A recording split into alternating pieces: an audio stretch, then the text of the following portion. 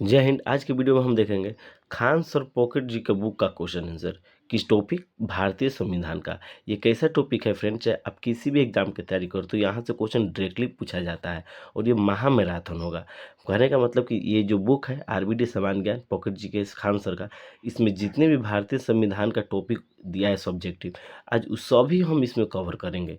Video बहुत लंबा जाएगा, उससे कोई दिक्कत नहीं है। और इस पार्ट का पीडीएफ भी आप प्राप्त कर सकते हैं। डिस्क्रिप्शन में एक नंबर रहेगा, आप उसमें मैसेज कीजिएगा, आपको पीडीएफ प्रोवाइड करा दी जाएगी, या जिसको ये बुक चाहिए उसको बुक को भी फ्री में अवेलेबल करा दी जाएगी। तो आज का वीडियो हम देखते हैं महामैराथन भारतीय संविधान का।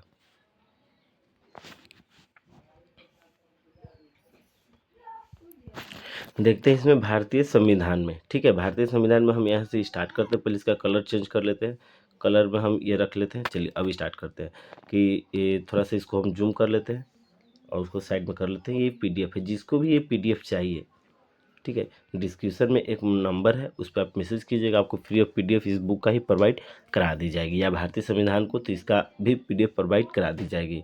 ठीक है, तो देखते हैं ईस्ट इंडिया कंपनी का शासन कब हुआ था? 1773 से 1885 तक। रेगुलेटरी का कब हुआ था? 1773 में। संविधान संशोधन 1781 में। पिट्स इंडिया अधिनियम 1784 में हुआ था। संशोधन अधिनियम 1786 में हुआ था। चार्टर्ड एक्ट 1793 में हुआ था। चार्टर एक 1813 में हुआ था और चार्टर एक 1833 में भी ये हुआ था। आगे देखते हैं इसमें। चलिए इस लाइन में हम देखते हैं यहाँ से ब्रिटिश ताज का शासन 1858 से 1943 तक था। ब्रिटिश शासन का अधिनियम 1858 में था। भारतीय परिषद अधिनियम 1861 में था। भारतीय राष्ट्रीय अधिनियम 1892, भारतीय परिषद अधिनियम 1909 और भारतीय शासन अधिनियम 1919। ये सभी अधिनियम आपको याद चाहिए। भारत में संविधान विकास कब कब हुआ था, सब ये जरूरी है, ये आता है यहाँ से एग्जाम में।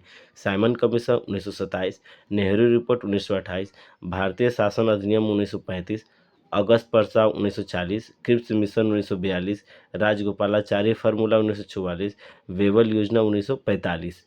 ठीक है, ये सभी था। उसके बाद क्या था इसमें? कैबिनेट मिशन 1946, माउंटेन बेटन योजना 1947, बाल्कन प्लान 1947 और भारतीय स्वतंत्रता अधिनियम 1947। सबसे पहले बात है, अगर हम बात करें लूसेंट का बुक का, तो लूसेंट में जो ये चैप्टर दिया है, लूसेंट से भी ये बहुत ही बेस्ट बुक है। तो हम सलाह देंगे कि आपको ये खान सर का पोखरी जी का बुक ही आप लोग एग्जाम के लिए बहुत ही बेस्ट बुक है, तो ये सही रहेगा।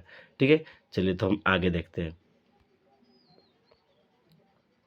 देखते हैं यहाँ पे कि क्या क्वेश्चन कर रहे हैं कि 1773 का रेगुलेटिंग एक्ट देखते हैं। भारत के बंगाल को गवर्नर जनरल का नाम दिया जाता था तथा मद्रास एवं बम्बई के गवर्नर को भी बंगाल के गवर्नर जनरल के अधीन ही कर दिया गया था। पहली बार कंपनी के राजनीतिक एवं प्रशासनिक कार्यों को मान्यता मिली। भारत के केंद्रीय प्रशासन की नींव पड़ी।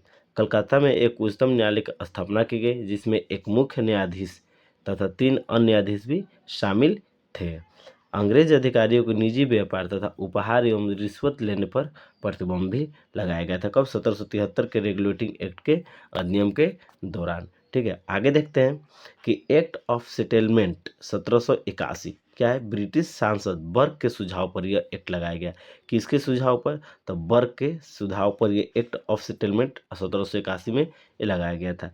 इस एक्ट को बंगाल जुडिकेचर एक्ट या संशोधनात्मक अधिनियम भी कहा जाता है, जो कि ये पॉइंट लूसेंट के बुक में नहीं दिया हुआ है। ठीक है, इस एक्ट के द्वारा कलकत्ता सरकार को बंगाल, बिहार, उड़ीसा के लिए इस विधि बनाने का अधिकार प्राप्त हो गया था। इस एक्ट के द्वारा राजस्व मंडल की स्थापना भी की गई है। ठीक है फ्रेंड, अगर जिसको पीडीएफ जाए आप एक बार मैसेज कीजिएगा, लेकिन उससे पहले एक बार चैनल को जरूर सब्सक्राइब कर लीजिएगा, लाइक कर दीजिएगा, कमेंट जरूर कीजिएगा। आगे देखते हैं Pitt's India act 1774। Pitt's India act कब हुआ था? 1784 में हुआ था। इसके बारे में हम देखते हैं। इसका उद्देश्य कंपनी द्वारा अधिग्रहित भारतीय राज्य क्षेत्र को ब्रिटिश क्राउन के अधीन लाना था। गवर्नर जनरल के परिषद के सदस्यों की संख्या 4 से घटाकर 3 कर दी गई।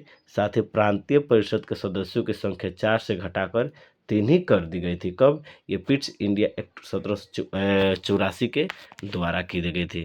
ठीक है, अब इस साइड का हम देखते हैं, इस पॉइंट को यहाँ से।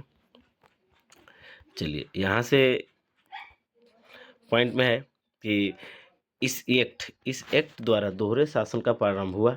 कंपनी के राजनीतिक मामले बोर्ड ऑफ कंट्रोल के माध्यम से सम्राट के नियंत्रण पर आगे, जबकि व्यापारिक मामले पर बोर्ड ऑफ डायरेक्टर का नियंत्रण रहा। गवर्नर जनरल का परिषद को युद्ध, संधि, सैन्य शक्ति, राजस्व, देशों के रियासत अधीक्षण आदि को शक्ति प्रदान की गई। Governor general board of control, governor general के बोर्ड ऑफ कंट्रोल की अनुमति के बिना देशी और रियासती तथा संघर्ष अथवा असहयोग शुरुआत नहीं कर सकता है। अब सबसे इम्पोर्टेंट पॉइंट हम यहाँ पर देखते हैं, 1793 का चार्टर एक्ट अधिनियम क्या कहता है। ठीक है, 1793 के चार्टर एक्ट अधिनियम के अनुसार इस माध्यम में EIC, east India company, EIC यानी कि ईस्ट इंडिया कंपनी का भारत में व्यापारिक एकाधिक 20 वर्षों के लिए बढ़ा दिया गया था। ठीक है, ये कब हुआ था? 1793 के चार्टर एक्ट के अनुसार हुआ था। आगे देखते हैं 1813 का चार्टर एक्ट अधिनियम क्या कहता है। देखते हैं इसमें कि स्थानीय स्वायत्तशाही संस्थाओं को कारोबार का अधिकरण कर दिया गया। कंपनी को अगले 20 साल के लिए भारत प्रदेशों तथा राजस्व पर नियंत्रण का अधिकार दिया गया। कंपनी का भारतीय व्यापार से एकाधिकार समाप्त कर दिया गया कि चाय के व्यापार तथा चीन के साथ व्यापार पर एकाधिकार भी रहा है। आगे देखते हैं इसमें ईसाइयों मिशन पर भारत के धर्म प्रचार की अनुमति दी गई। भारतीय शिक्षा प्रतिवर्ष 1 लाख रुपए खर्च करने का उपयंत किया गया। अगला पॉइंट में दिया 1833 का अधिनियम। 1833 का अधिनियम देखते हैं। गवर्नर जनरल को संपूर्ण देश के लिए एक ही बजट तैयार करने का अधिकार दिया गया। ठीक है, कंपनी के व्यापारिक अधिकारी पूर्णतया समाप्त कर दिए गए और इसके द्वारा भारत में दस्ता को अवैध घोषित किया गया, परंतु दास प्रथा का उन्मूलन 1843 में भी किया गया था। ठीक है, आगे देखते हैं यहाँ पे नियामक कानून के स्थान पर अधिनियम यानी कि एक्ट शब्द का प्रयोग किया गया। बंगाल के गवर्नर जनरल को भारत का गवर्नर जनरल बना दिया गया और लॉर्ड विलियम बेंटिंक भारत के प्रथम गवर्नर जनरल बने। देखिए, ये क्वेश्चन पूछेगा कि लॉर्ड विलियम बेंटिंक भारत के प्रथम गवर्नर जनरल कब बने थे, तो 1833 का अधिनियम के द्वारा बने थे। और एक और क्वेश्चन पूछा, बंगाल के गवर्नर जनरल को भारत का गवर्नर जनरल कब बनाया गया, तो 1833 का अधिनियम के द्वारा ही बनाया गया है। ठीक है, आगे देखते हैं यहाँ पे 1853 का चार्टर एक्ट देखते हैं। 1853 का चार्टर एक्ट अधिनियम क्या कहलाता है। इस अधिनियम के द्वारा पहली बार विधान परिषद की स्थापना की गई थी। चलिए, यहाँ से क्वेश्चन पूछा जाएगा कि पहली बार विधान परिषद की स्थापना की गई कब, 1853 के चार्टर एक्ट के अधिनियम। ठीक है, आगे देखते हैं पहली बार विधायी कार्यों को प्रशासनिक कार्यों को अलग किया गया। सिविल सेवकों को चयन एवं भर्ती हेतु प्रतियोगिता परीक्षा का शुभारंभ इसके लिए 1854 में मौकालय समिति की नियुक्ति पर हुआ था। ठीक है, ध्यान रखिए, सिविल सेवा में भारतीयों को भी अवसर देने का प्रावधान था। ठीक, आगे हम देखते हैं 1858 का भारतीय शासन अधिनियम क्या कहता है। 1858 का भारतीय शासन अधिनियम क्या कहता है। 1784 के पिट्स इंडिया एक्ट के तहत लागू दोहरी शासन व्यवस्था समाप्त कर दिया गया। बोर्ड ऑफ डायरेक्टर यानी 1773 तथा बोर्ड ऑफ कंट्रोल 1784 को समाप्त कर दिया गया था। कब, 1858 का भारत शासन अधिनियम के द्वारा। आगे देखते हैं इसमें कि एक नए पद भारत सचिव और उसकी सहायता के लिए 15 सदस्यीय भारत परिषद का गठन किया गया। भारत का गवर्नर जनरल अब वायसराय कहा जाने लगा क्योंकि यह भारत में ब्रिटिश क्राउन के प्रतिनिधि था। लॉर्ड कैनिंग भारत का प्रथम वायसराय बना।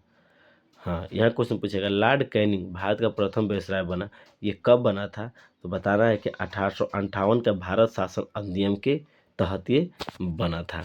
ठीक है, अब आगे देखते हैं 1861 का भारत का परिषद अधिनियम। 1861 का भारत का परिषद अधिनियम हम देखते हैं यहाँ पे।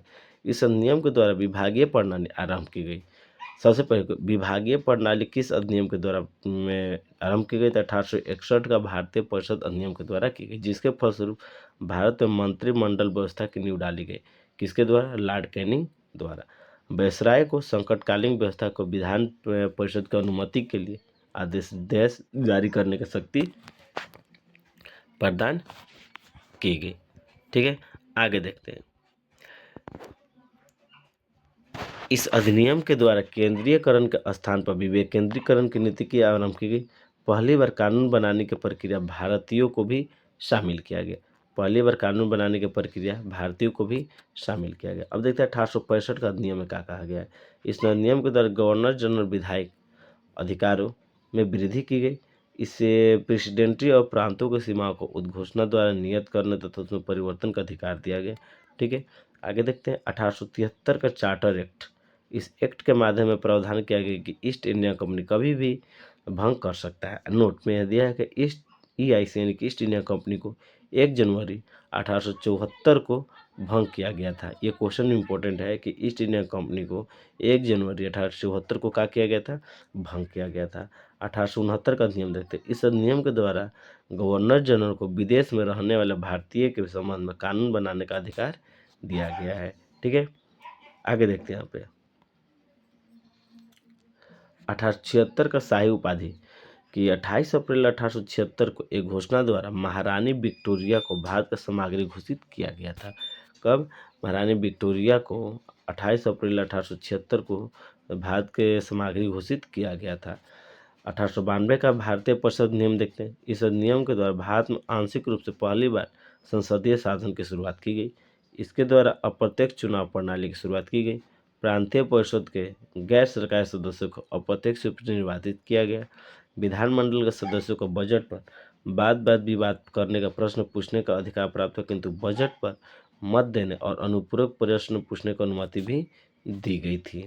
ठीक है, आगे देखते हैं यहाँ पे मैंने भारत परिषद अधिनियम 1909 यानी कि मार्ले सचिव मिंटो वेसराय सुधार अधिनियम है। इसमें हम इसके बारे में हम देखते हैं। आगे देखते हैं, आगे क्या है कि भारत परिषद अधिनियम 1909 मार्ले सचिव यानी कि मिंटो वेसराय का सुधार अधिनियम देखते हैं। सर अरुण डेल समिति की रिपोर्ट के आधार पर इसे फरवरी 1909 में पारित किया गया। यह अधिनियम फूट डालो और राज करो सिद्धांत पर आधारित है। इस अधिनियम के कारण तत्कालीन भारत के राजीव सचिव लॉर्ड मार्ल का सांप्रदायिकता का जनक कहा गया। देखिए आप क्वेश्चन पूछेगा कि लॉर्ड मार्ले को सांप्रदायिकता का जनक कहा जाता है। ठीक है, ध्यान रखिएगा। केंद्रीय तथा प्रांतीय विधानमंडल के सदस्यों को पूरक प्रश्न पूछने एवं बजट पर संकल्प रखने का अधिकार दिया गया। पहली बार वायसराय की कार्यकारी परिषद में एक भारतीय की नियुक्ति की गई। कौन भारतीय? सत्येंद्र प्रसाद सिन्हा को नियुक्ति मिली थी पहली बार। ठीक है, ये क्वेश्चन पूछा जा सकता है। आगे देखते हैं हम। पहली बार इंग्लैंड में स्थित भारतीय परिषद में 2 भारतीय केसी गुप्ता और सैयद हुसैन बिलग्रामी की नियुक्ति की गई। कहाँ? इंग्लैंड में स्थित भारतीय परिषद में। ठीक है, मुसलमानों के लिए पृथक मताधिकार एवं पृथक निर्वाचन क्षेत्र की व्यवस्था भी की गई थी। नोट में देखते हैं, भारत में ब्रिटेन के सभी संवैधान प्रयोगों में से कम तक चलने वाला अधिनियम 1909 तक भारत परिषद अधिनियम ही था। आगे देखते हैं यहाँ पे भारत शासन अधिनियम 1919 मॉन्टेग्यू चेम्सफोर्ड सुधार अधिनियम देखते हैं। इस अधिनियम में पहली बार उत्तरदायी शासन शब्द का स्पष्ट प्रयोग किया गया था। नोट में देखते हैं, इस अधिनियम को मॉन्टेग्यू चेम्सफोर्ड सुधार के नाम से भी जाना जाता है। इस अधिनियम को भारत में भारतीय सचिव मॉन्टेग्यू एवं वायसराय चेम्सफोर्ड के कार्यकाल में पारित किया गया। इसका उद्देश्य भारत में उत्तरदायी शासन भारतीयों को भागीदारी को बढ़ावा देने की स्थापना भी किया गया था। हम देखते हैं केंद्र में द्विशासन विधायिका की स्थापना भी की गई थी। कब? 1919 में मॉन्टेग्यू चेम्सफोर्ड के अनुसार। ध्यान रखिएगा ये। ठीक है, आगे देखते हैं।